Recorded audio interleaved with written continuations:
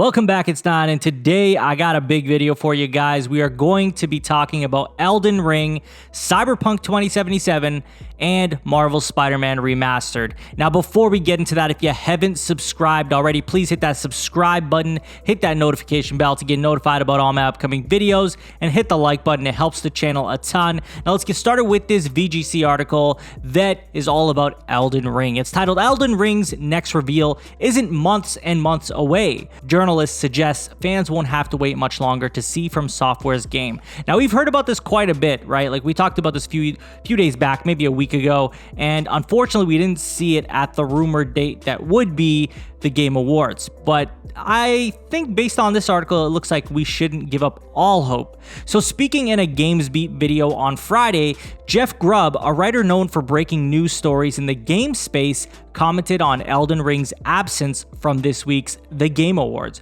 where it won the award for most anticipated game.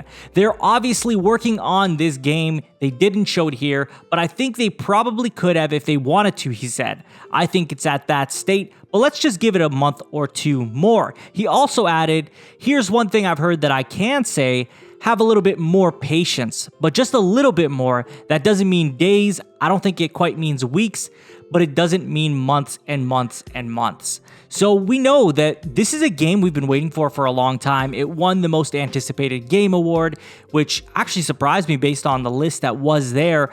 So we know the desire for this game is like very much present. People want to play this game. They want to see more of this game. And being that it was announced a while ago, I think people are just getting impatient, and rightfully so, right? We don't like to get, a teaser, a trailer, and then wait, years to finally know when this game is going to be coming out or even see more of it. We like to get updates on a regular basis.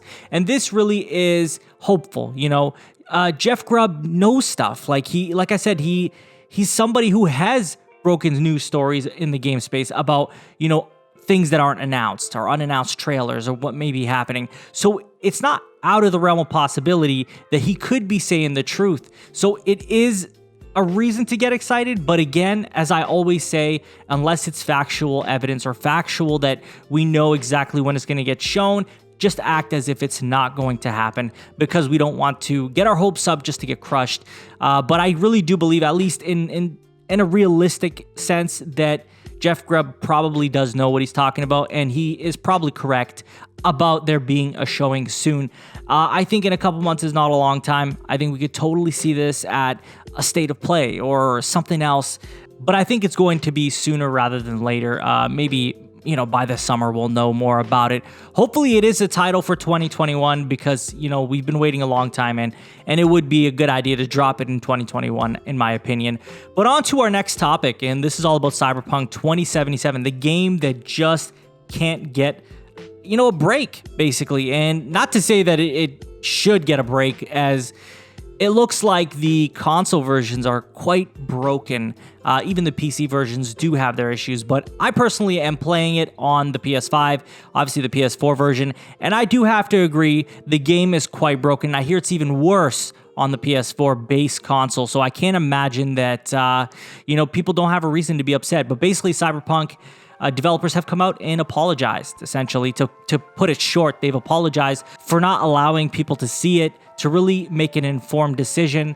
They're also apologizing for the way it's kind of launched, like in the sense of like it's a complete mess, and they are intending to fix it. They said patch number 1 in January, patch number 2 in February. And with that said, they've also said that they are willing to give everybody refunds. And it looks like all the way up till December 21st, they will be processing refunds for those that did purchase the game.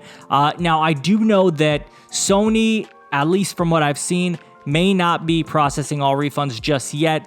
But I think don't worry too much about it. I think once, the message is out there clearly, then it shouldn't be a big deal. And I'm sure PlayStation will refund anybody out there that has purchased this game. I know I've seen people say that they did get a refund. I've seen people say that they didn't get a refund because they aren't allowed to based on the policies. But I think CyberPunk just put this message out.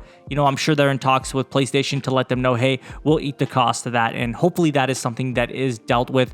For players who go out and bought this game day one and not just feel betrayed and feel that, they purchased a game that they believe to be functional, all the way through, and that's just not what the case was. So I think that's great that they owned up to it. That's the least that we can ask for, is them owning up to it and hopefully trying to be better afterwards. They do have a lot of, I guess they did have a lot of goodwill with gamers and consumers, but it seems as though, this move may have hurt them quite a bit. I mean, their stocks dipped heavily. People are upset. They're not being talked about in a positive light like they are used to, truthfully. And it looks like hopefully this apology and this trying to correct it will help bring gamers back and make them feel better about CDPR. But we'll see what happens. I mean, sometimes people feel burned and they never want to trust the company again. But at the end of the day, if you want that refund, get that refund. And then if you want to try this game later on down the road, it's not a bad idea, as I personally am enjoying it a lot. With that said, I think, it's a great move for them to do that. And I'm happy to see that they are trying to appease people who feel like they got screwed over. Now, on to our last topic, and this is all about Marvel's Spider-Man Remastered on the PS5. It has gotten an update recently, and it is now running at 60 FPS, and it has ray tracing. And I believe this is on a performance mode. Now, the frame rate is great. The ray tracing is full out ray tracing, but the resolution does take a dip in some aspects. But that's expected, right? Because we know that, 60 FPS is hard, first of all, to do with ray tracing and 4K. I mean, these consoles are powerful, but obviously they do have their limitations as well. And Insomniac is quite good at optimizing their games for the PlayStation platform, so I don't think it's on their side of things. But I think it's a great addition for people who are wanting to experience ray tracing in a performance-type setting. I'm very happy to see that, and I hope that more games implement this. I think it's a great thing to have. I hear a lot about performance mode. I hear a lot about ray tracing mode and then some other modes, but I think there should be a performance ray tracing mode at all times, because it's just something that, for myself, I need that 60 FPS, and I know a lot of people out there who need that 60 FPS and could do without the native 4K. And I'm one of those people. I would love the ray tracing with the 60 FPS, and a dynamic 4K is fine with me too.